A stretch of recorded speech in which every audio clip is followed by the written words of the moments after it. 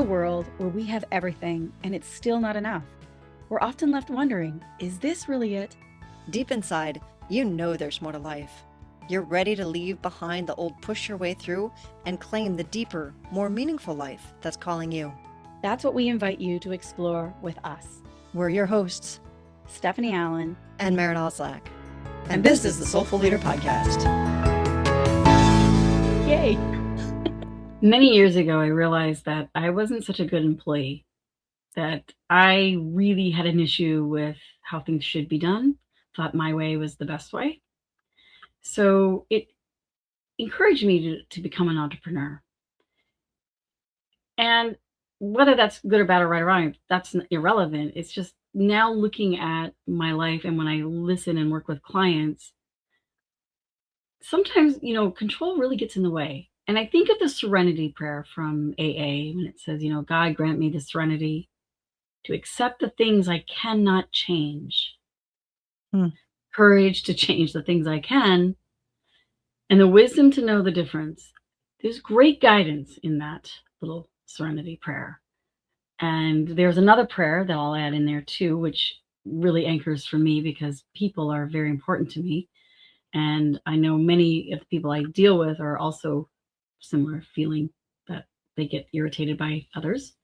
And the adult children prayer goes like this: God grant me the serenity to accept people I cannot change, the courage to change the one I can, and the wisdom to know that one is me.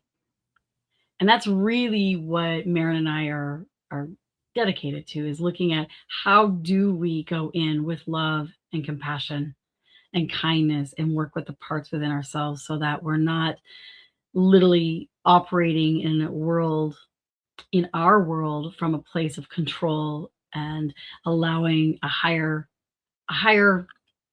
reason to be in leadership rather than just everyone's pissing me off, so I'm going to do it my way.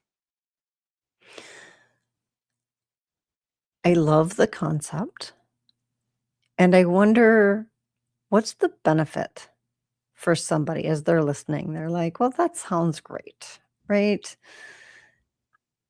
And it's a lot of work to have that wisdom, to know the difference, and to know that one is me, and to do all of that. And I'm just going to keep plugging along the way that I plug along. So what would the benefit be?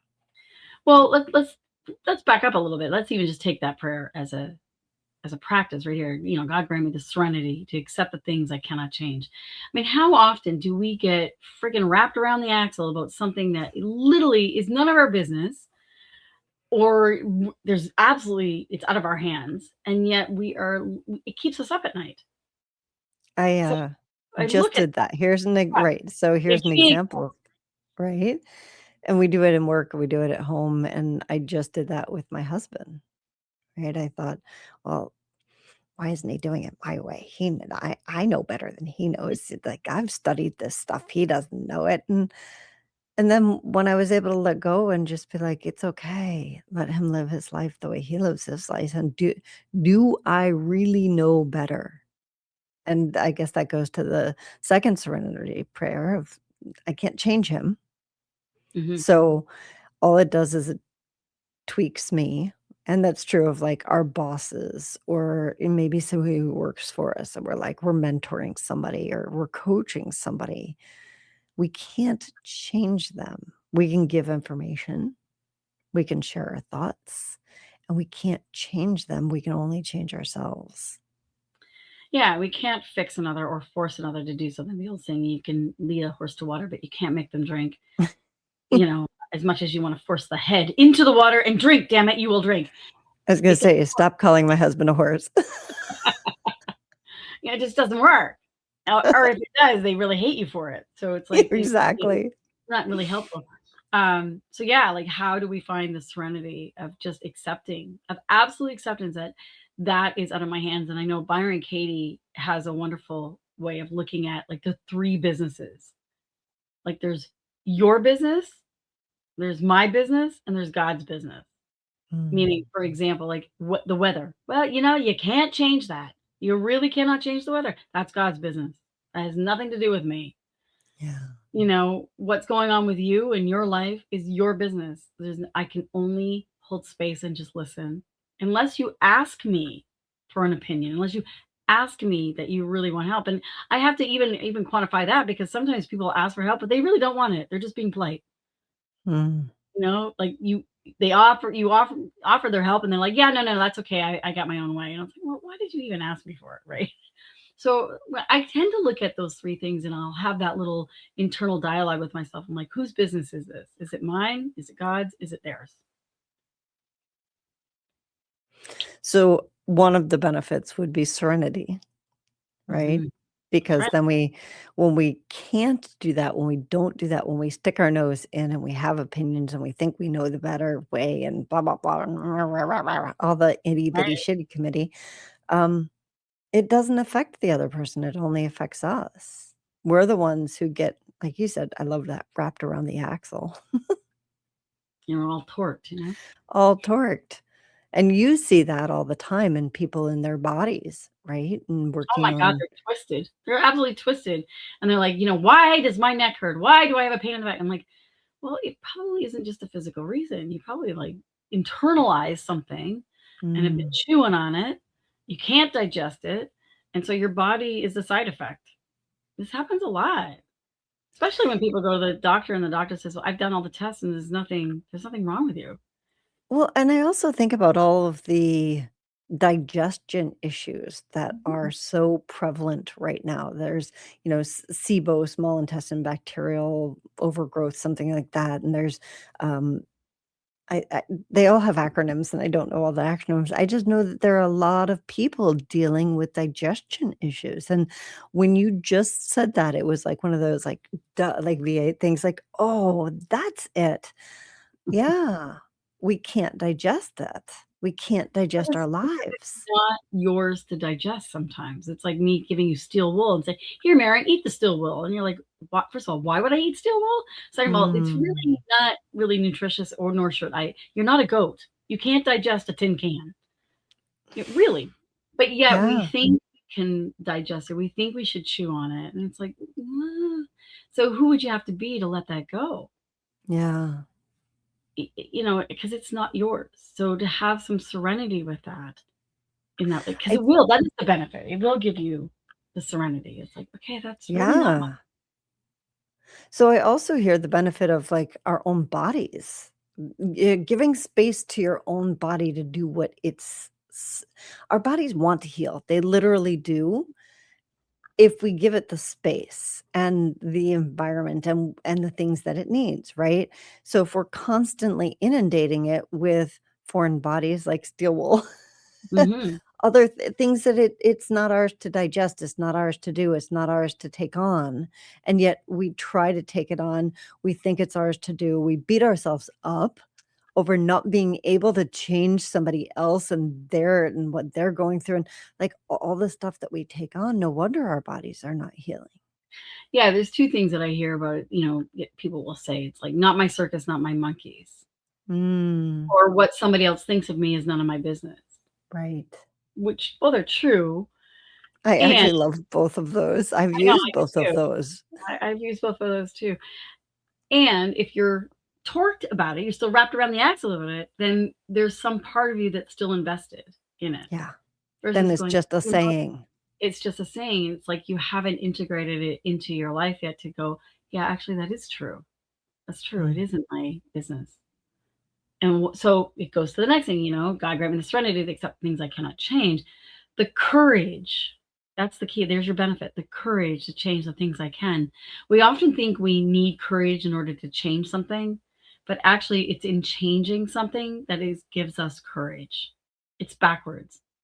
I'll Mhm. hear parents say, well, my kids, they can't get a job, or they can't live on their own, they can't have a good life. And I'm like, well, keeping them at home and is actually enabling them. Like, have them pay rent or do something. I said this to a really good friend the other day. I said, I understand that he's going through a hard time, this child, this young person. I said, but have you asked help around the house? Like, get them to mow the lawn, get them to do the laundry, get them to whatever, cook supper once in the, once a week, or do something, look after the dog, or there are things that they can do to make them feel like they have confidence, that they have value, they have worth. Otherwise, just doing nothing is actually eroding one's courage and confidence. Mm. So I think of that aspect too, of like, okay, is there something that I know I can change? Well, I can't wait for the courage to show up for me to change it.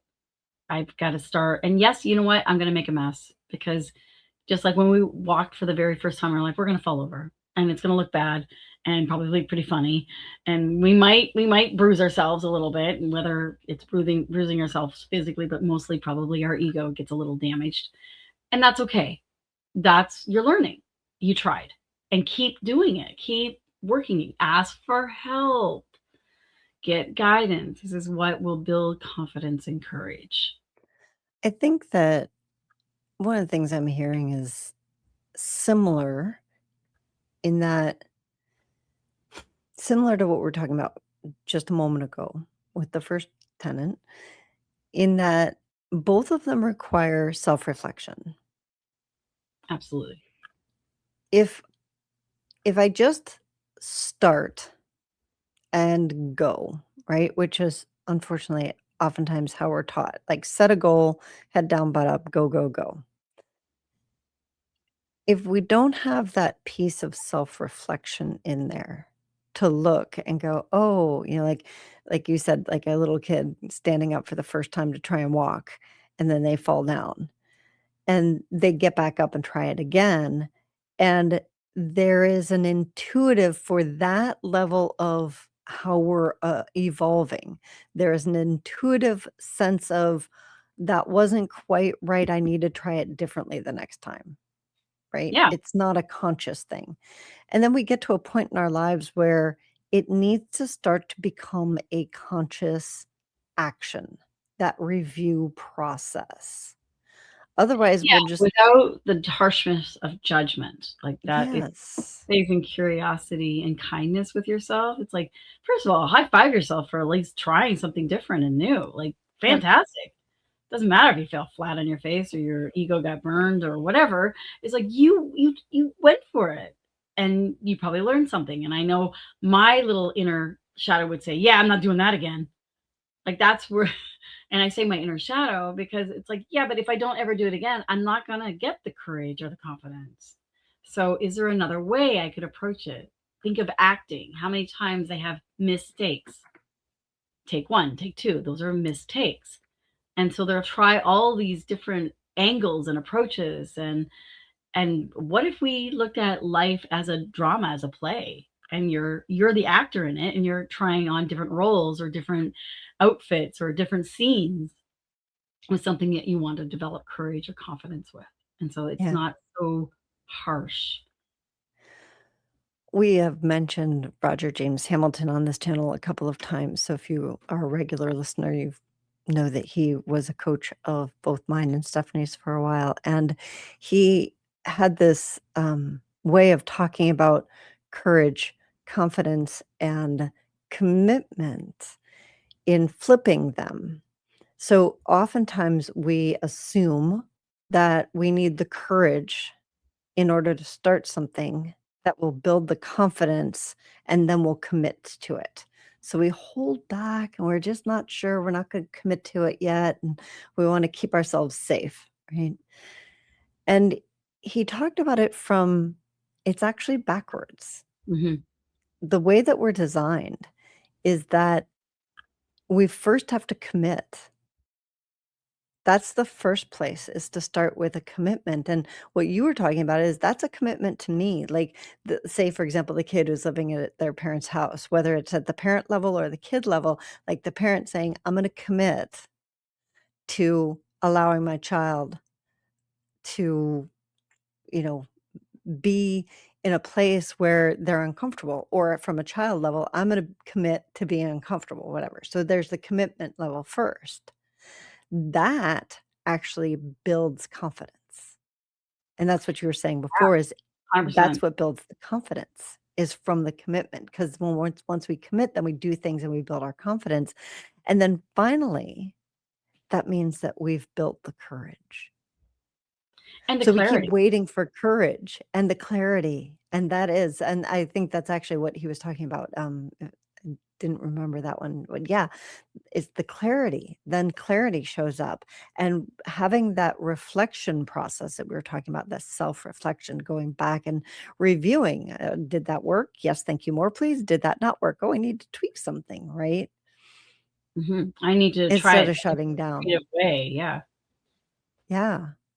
So I always found that fascinating, that tucked away in the back of my brain of we look at that backwards. And it's really helpful to realize that don't wait for the courage. Right. Commit. And this leads right into the third part, the wisdom to know the difference. Mm. Exactly what we're talking about. Like until you actually start to practice the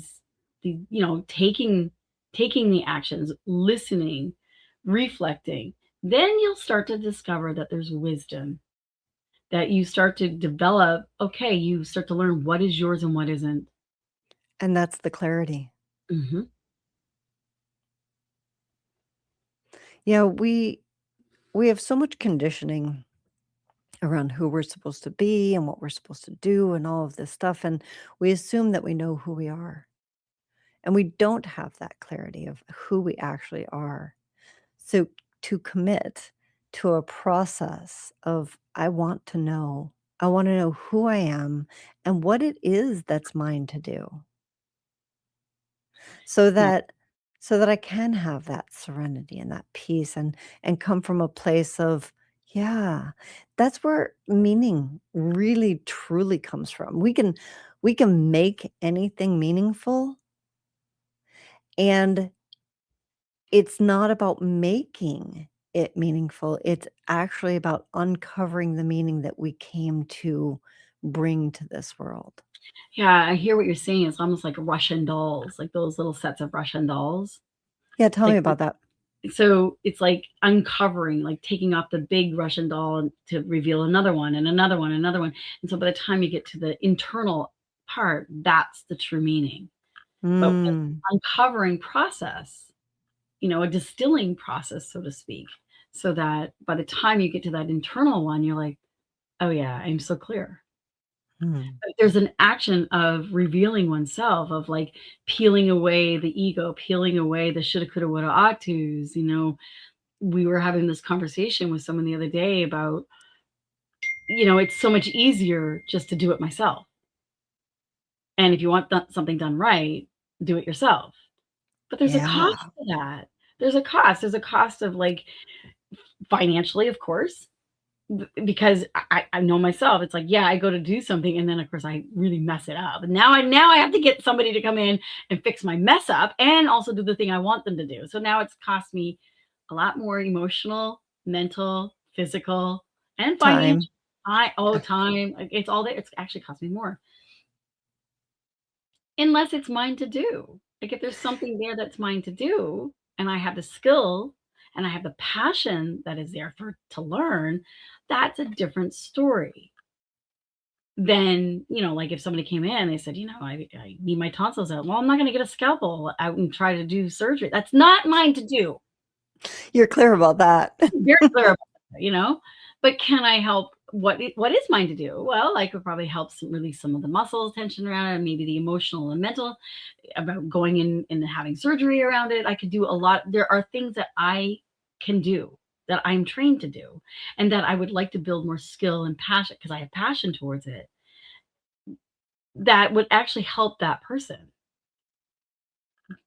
But being a surgeon is not one. That is Mm. not mine to do. I'm very clear about that. But I mean, that's kind of a silly one. But I can tell you there's people out there that will, oh yeah, I can do that. No, you can't. Well, even if they can. So when we were having the conversation the other day, one of the things that I realized for myself, and talking about the Russian dolls, the layers of peeling the layers, I hadn't realized that I was doing that. Oh, I could just do it myself type of thing in order to avoid what I really want to be doing. I know that sounds backwards. Like, well, if you really want to be doing it, why are you avoiding it? That's a great question, and that's something that I have been looking at. So, we opened our pool ourselves this year instead of hiring the pool company to do it, and that has just been kind of a nightmare. It's taken 5 times as long, and we put chemicals in we shouldn't have put in, when we shouldn't have, when we like, just all the stuff that we did wrong that you were talking about, right? Like, "Oh, we could do that. We could just do it ourselves." Yeah, And why so pay now $1,000 for a professional to do it when I can do it myself? exactly. Well, So here's now why. I'm out there, like, vacuuming my own pool, and stuff for us, for the Soulful Leader project wasn't getting done. I was like, "So interesting." And I noticed that I do that in quite a few places in my life, and I also noticed that I'm not the only one who does that, right? So being honest about it gave me some perspective, and it gave me like, "Oh." It also helped me to value the pool people and what they do and what they bring to the table, and, like, gosh, it now the cost of that, the financial cost of that didn't seem so high anymore. 'Cause it's like, "Oh, I see. My time is way more valuable than that for doing what I am meant to be doing Yeah, because no than one f." else can do what you were meant to be doing. That's the thing. It's about taking self-accountability and self-responsibility. Say, "Well, wait a Yeah. minute. What is this taking me away from that only I am responsible for doing, and it's creating procrastination? And And what's it the cost of also that?" Right? right. And the thing is that the self-reflection piece, instead of beating myself up and saying, "Oh my, I shouldn't have done that," I got really curious about it. And it led me to a place of realizing that there is a piece of this that I am a little scared of being seen, of, like, if the Soulful Leader project goes big and, people start to really see us, what would that mean?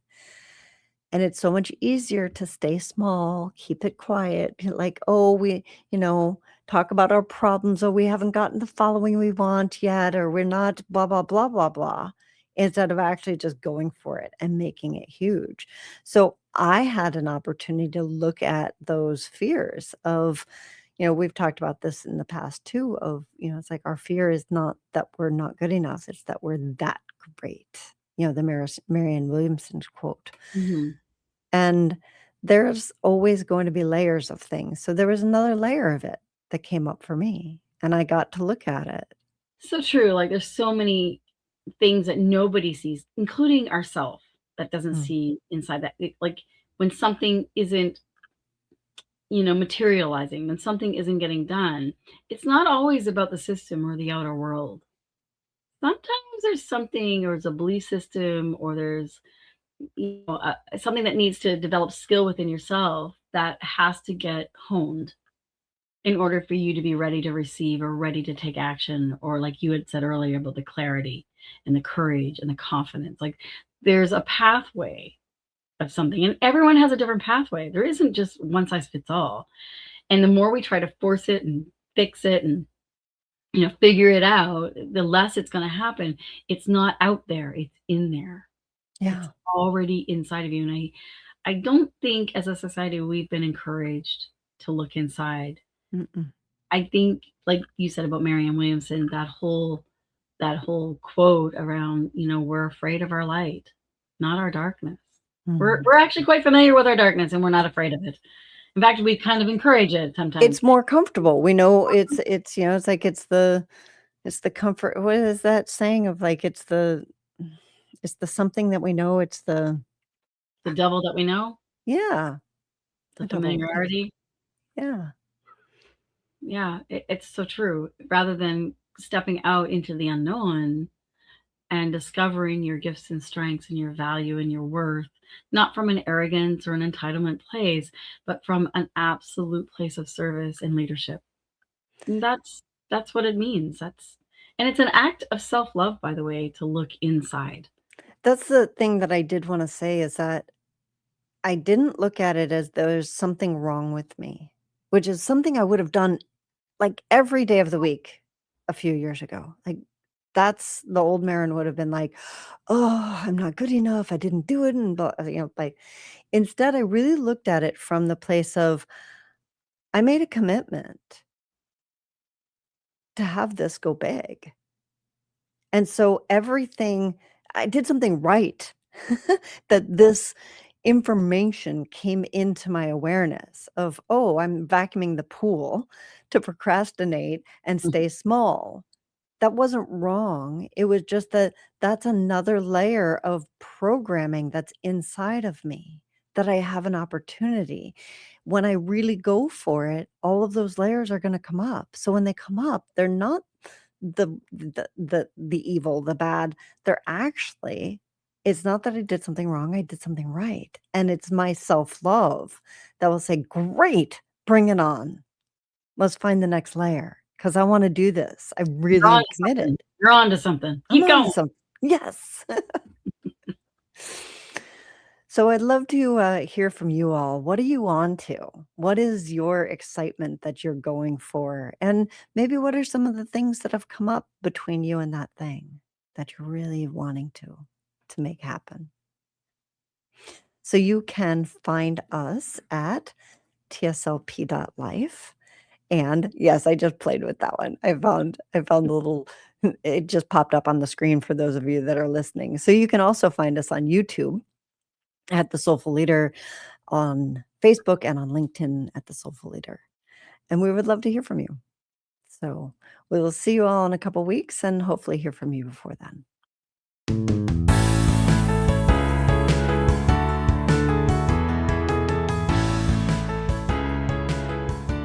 And that wraps up another episode of the Soulful Leader podcast with your hosts, Stephanie Allen and Maren Oslack. Thank you for listening. If you'd like to dive deeper, head over to our website at thesoulfulleaderpodcast.com. Until next time.